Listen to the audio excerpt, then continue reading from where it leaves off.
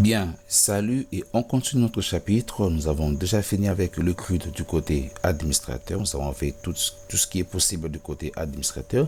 Et maintenant, nous allons nous intéresser du côté client. C'est-à-dire, nous allons aussi permettre au client d'ajouter le produit dans la liste favorite.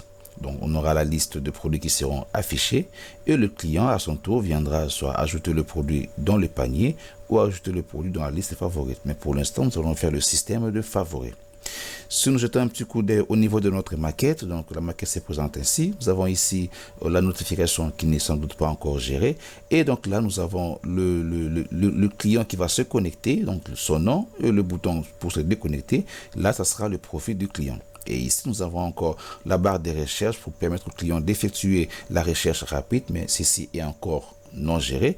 Et donc là, ce qui nous intéresse maintenant dans ce nouveau chapitre, ce sera la liste favorite. Donc nous allons d'abord afficher le produit de ce côté et aussi permettre au client maintenant, lorsque le client va cliquer sur ces petits icônes cœur, donc le produit, on va stocker l'ID du client et le produit dans la liste favorite. Mais avant que le client puisse ajouter le produit dans la liste favorite, donc le client doit en premier se connecter. Et on va aussi passer la vérification pour voir si le client est connecté. Alors, on va enregistrer la liste favorite. Au cas contraire, nous allons afficher le message au client pour lui dire que vous devez d'abord être connecté avant d'ajouter le produit à la liste favorite. Maintenant, retournons au niveau de notre projet. En premier, je vais créer une fenêtre interne qui va lister le produit. Donc, je vais dire ici nouveau, nouvelle fenêtre. Je passe fenêtre interne. Et là, je vais renommer ma fenêtre FI produit. Donc, L produit. Hop. Du côté client pour un peu différencier. Et voilà. Ici, dans F, ma fenêtre interne liste produit côté client, je vais placer ma zone répétée. Hop, et là, rapidement, je vais juste faire un copier-coller de cette zone répétée du côté administrateur. Je vais donc coller à ce niveau et on va supprimer quelques champs qui ne sont pas, qui sont inutiles. Notamment, nous allons supprimer le bouton, hop, les deux boutons modifier et supprimer. Hop, voilà. Je vais supprimer le bouton modifier ainsi que le bouton supprimer. Alors, nous allons un peu l'adapter selon notre maquette. Ici, nous avons d'abord imprimé l'image. Et là, nous avons la catégorie donc, qui est arrivage ou en stock. Hop, là, je vais d'abord décaler tout ceci. Je vais placer tout ceci et on va adapter rapidement. Hop, ici, j'ai l'image du produit. Les types, je vais l'ajouter directement tout juste là. Après, je vais, hop, et on va afficher le nom du produit. Le nom du produit viendra à son tour rester là. Et ensuite, on aura besoin d'afficher la catégorie. La catégorie du produit, on va l'afficher tout juste après le nom du produit. Et ça sera maintenant le prix et la devise. Le prix du produit sera là. Pour la devise du produit, on va juste afficher tout juste là en bas. Et après, ce qu'on va afficher, ça sera maintenant le bouton ajouter au panier. Donc, et puis ajouter le petit compteur. Donc, ces deux fonctionnalités ne sont pas encore gérées, mais on va directement rajouter d'abord en premier notre icône cœur. Hop. Hop. Pour la réduction, ici à ce niveau, on n'a pas besoin d'afficher cela. Alors, carrément, on peut aussi afficher donc le taux, le pourcentage de la réduction. Le taux de la réduction sera affiché dans la catégorie offre. Donc, on n'a pas besoin d'afficher cela à ce niveau. Alors, hop, on va supprimer la réduction. Et hop, maintenant, nous allons placer notre icône favorite.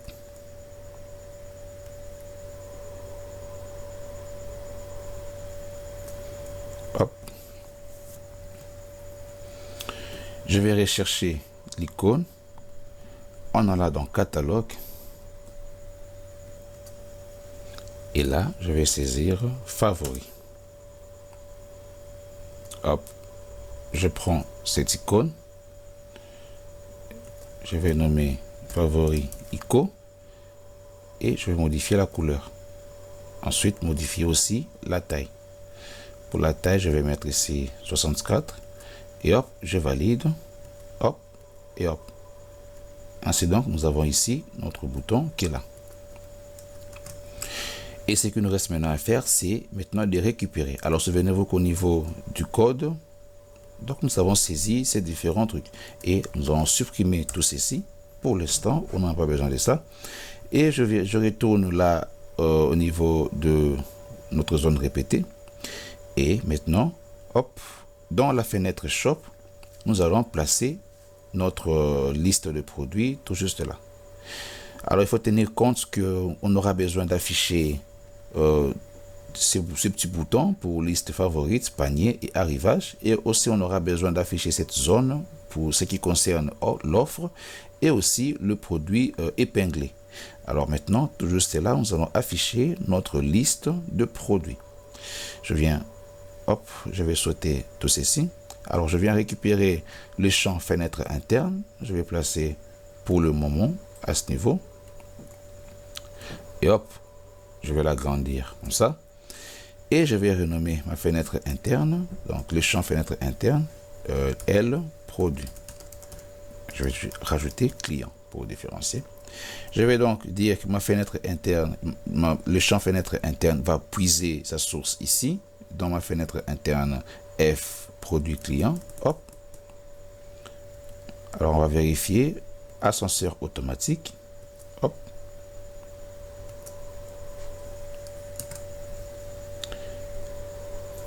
Et maintenant, il puise sa source dans le champ fenêtre interne. Donc, maintenant, ce qu'on va faire, ça sera de supprimer les attributs qui n'ont pas de valeur à recevoir. Alors là, il s'agit de réduction, il n'a pas de valeur à recevoir. Pour la description, on va obligatoirement recevoir une valeur. Pour le type, obligatoirement, on va recevoir une valeur. Et pour l'ID admin, on n'a pas besoin de ça. Donc, on reste uniquement avec ceci. Hop et hop. Et maintenant, je viens récupérer ici le code pour la liste de produits au niveau de côté admin. Je vais faire le copier et je vais créer une nouvelle procédure. Ça sera maintenant liste produit côté client. Alors là, on va juste rajouter client. Hop. Client. Je sélectionne donc produit. Hop. Ça sera FL. FI. L liste client. Voilà. Hop. Je vais changer ici. Pareil. Et hop. Donc, ce qu'on a supprimé, c'est donc la réduction. Alors, oui, côté réduction, hop, pour le moment, la réduction n'a pas d'importance. Et hop. Maintenant, nous allons faire appel à notre procédure du côté client. Donc, on retourne au niveau des fenêtres Shop. Juste en bas, on va dire ici dans le petit commentaire, appel de la procédure. Liste produit. Ici, je vais dire call produit, point, hop, et voilà. Et après, maintenant, je vais exécuter ma fenêtre Shop pour voir si les produits sont réellement affichés. Et hop, maintenant, ici, nous avons les produits qui sont affichés. Je vais mettre l'aperçu à 100%. Et hop, nous avons ici le produit qui sont affichés. Et voilà. Maintenant, nous allons créer notre table favorite pour dire que lorsque le client sera connecté et qu'il clique sur l'icône cœur favori. Donc, on va stocker l'ID du produit et l'ID du client qui a mis le produit en favori. Je vais remettre l'aperçu à 75%. Hop. Et maintenant, nous allons créer notre table favori. Favori. Voilà, hop. En premier, j'aurai besoin de l'ID qui sera en auto-increment et index primary. Ensuite, j'aurai besoin de l'ID du client qui sera aussi en int et j'aurai besoin de l'ID du produit. Donc, l'ID qui va s'auto-incrémenter automatiquement, on aura besoin de l'ID du client et l'ID du produit. Et je vais enregistrer. Ensuite, dans ma collection, au niveau collection utilisateur, je vais rajouter une nouvelle procédure pour favori. Donc là, je vais dire procédure favori. Donc pour des articles favoris. Hop, article favori. En paramètre, j'aurai besoin de l'ID du client. Hop. Et en deuxième paramètre, j'aurai besoin de l'ID du produit. Et voilà. Maintenant, ce qu'on va faire, c'est en premier d'abord de vérifier si le client est connecté. Et si le client est connecté, automatiquement, nous allons enregistrer le produit et l'ID du client dans la table favorite. Au cas contraire, nous allons afficher le petit message alerte pour dire au client qu'il doit premièrement d'abord se connecter avant d'ajouter le produit dans la liste favorite. Je passe une condition pour vérifier si ma variable utilisateur, hop, ma variable ID utilisateur est nulle. Si la variable est nulle, là, on va afficher le message à l'utilisateur. Si ma variable utilisateur, hop, ID utilisateur égale nul, alors nous allons afficher le petit message donc à l'utilisateur pour dire vous devez, hop, être connecté pour ajouter, hop, l'article à la liste favorite. Hop. Pour la durée, je vais dire la durée sera donc courte. Et après, donc le cadrage vertical sera au milieu. Et à la fin, le cadrage sera donc en centre. Sinon, hop, maintenant nous allons passer à l'enregistrement donc des valeurs dans la table. Pour enregistrer dans la table, on va faire appel hop, SQL requête, hop, qui sera donc insert, hop, voilà, insert into dans la table favori, set, là on dit ID client égale, on va donc concaténer, hop, au paramètre ID client. Virgule et dire ID produit sera donc égal au paramètre ID produit. Ensuite, on aura besoin d'exécuter notre requête. On va faire le cours de GCL connect suivi de MySQL exec ps, hop, et en paramètre, on passe en premier le nom de la requête et en deuxième la valeur attribuée à la requête. Et après avoir enregistré dans la table, nous allons maintenant afficher le message pour indiquer à l'utilisateur que l'article a été ajouté dans la liste favorite. Hop. Article ajouté dans la liste favorite. Hop. Et maintenant, au niveau de notre zone répétée, nous allons rajouter donc une valeur qui va afficher l'ID de l'article. Et ça sera donc à travers cet ID de l'article que nous allons enregistrer dans la base de données, donc dans la table favorite. Je vais rajouter donc ici le petit libellé qui sera donc invisible aux yeux du client, mais ça sera visible lorsque nous sommes là pour écrire le code. Et donc là, je vais dire ici ID A. Donc ID A pour dire ID article. Donc ID article, hop, je vais rajouter un attribut ici à la fin pour dire ATT IDA. IDA sera donc égal à la valeur de libIDA. Et libIDA à son tour va recevoir rien d'autre que l'ID de l'article. Donc qui est ici GSL ID. Et à la fin, on aura juste à afficher ceci. Et dans chaque ligne, on va donc visionner l'ID de chaque article. Voilà. Alors là, on constate qu'il note tout comme ID 1. Hop. On va venir modifier ce comportement. Hop. Alors on va changer pour dire qu'ici, lui, il va d'abord en premier venir par là. Et description sera juste à la fin, parce que description ne reçoit rien comme valeur. Hop.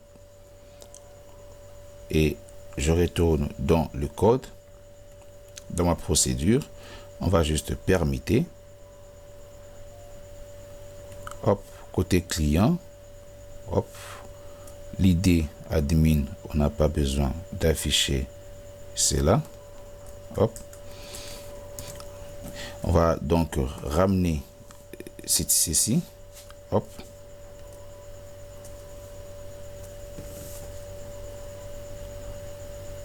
Alors, on enlève description de ce côté. Hop. Et on va l'ajouter là. Hop. Réexécuter la fenêtre à nouveau. Et maintenant, nous avons l'idée de chaque article. Hop. Et dans le code de ceci, je vais maintenant récupérer le nom de ma procédure. Ici, je vais faire appel à call utilisateur. Voilà. Point favorite, article favorite. ID client, c'est ID utilisateur. Et ID produit, ça sera donc IDA. Donc ATT IDA. C'est ID, hop, ATT IDA. Alors nous allons faire ceci pour vérifier si réellement nous sauvegardons chaque ID au niveau de notre base de données. Donc là, on va se connecter au compte utilisateur. Je me connecte donc avec le compte utilisateur. Hop, celui de code codage. Je récupère le numéro de contact. Je vais ajouter là. Et je vais écrire le mot de passe. On se connecte. Hop. Et là, hop, j'ajoute dans la table favorite et on vérifie. On voit qu'il y a l'ID 7. Je viens ajouter pour l'ID 6. On actualise. On voit toujours qu'il exécute ID 7. Et donc, on va changer ce comportement. Hop.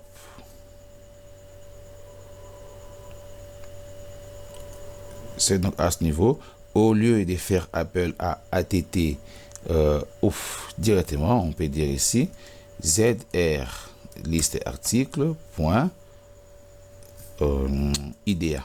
Donc on peut dire directement .libIDA. On va réexécuter à nouveau la fenêtre user pour se connecter.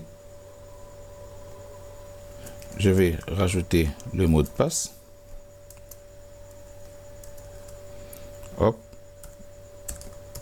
rajouter le mot de passe. Je me connecte. Je rajoute l'article 6 dans Favoris. Alors, il m'affiche toujours 7. On va changer ce comportement. Plutôt, au lieu de faire appel à lib.a, on va juste faire appel à l'attribut att lib.a. Pour dire att.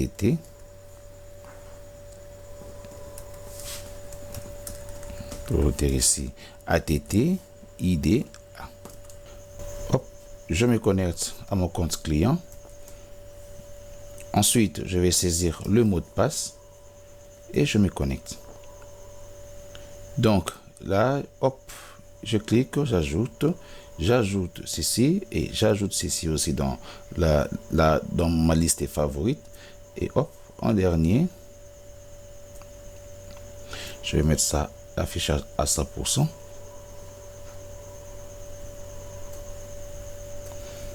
Alors les derniers, hop, et donc là, je vais ajouter aussi dans la liste favorite et je viens actualiser ma liste favorite et j'ai là 7, 7, 6, 5. Donc j'ai rajouté les différents articles dans ma liste favorite.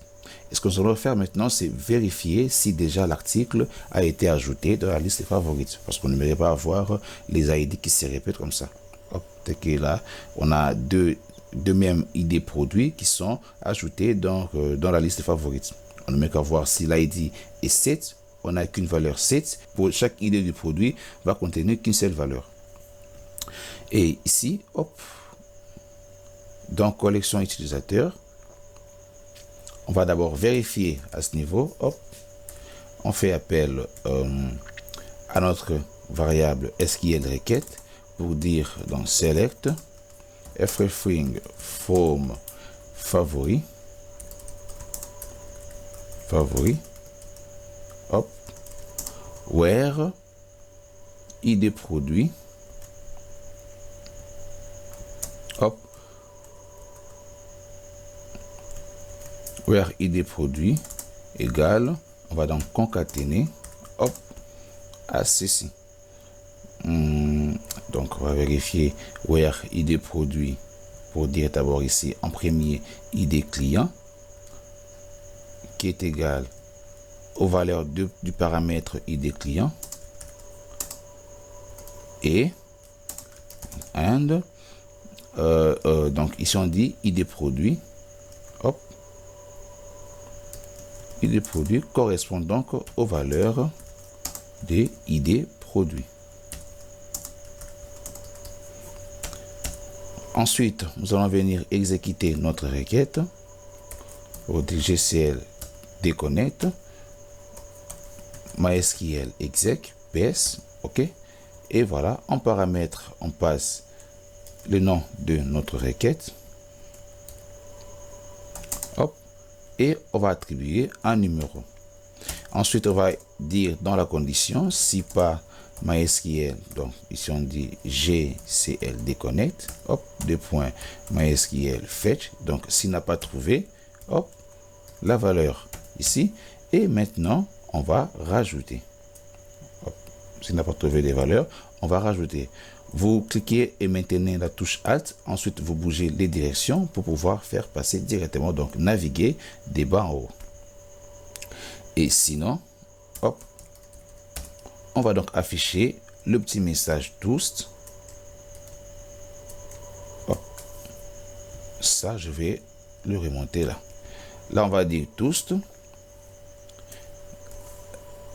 L'article existe déjà dans la liste favorite, dans votre liste favorite, et hop. Maintenant, nous allons nous reconnecter à nouveau.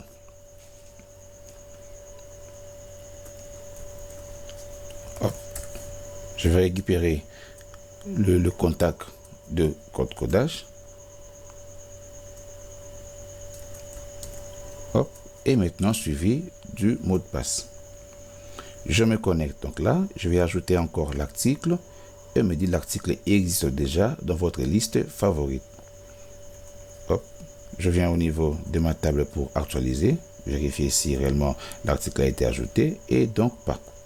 Je viens à nouveau, je dis, je vais ajouter ceci, c'est déjà dans la liste favorite. Et je viens pour vider ma table favorite, hop, je viens nettoyer ma table favorite, et je viens ajouter ceci. L'article a été ajouté dans la table favorite, hop, je ne peux plus revenir pour ajouter le même article pour le client correspondant. Donc je dois ajouter d'autres articles, hop. Alors là il me dit aussi cet article existe dans la table favorite. Pourquoi donc cette erreur? Alors nous allons corriger ce comportement, hop. Pour corriger ce comportement, je me rends dans la collection des procédures utilisateurs, hop.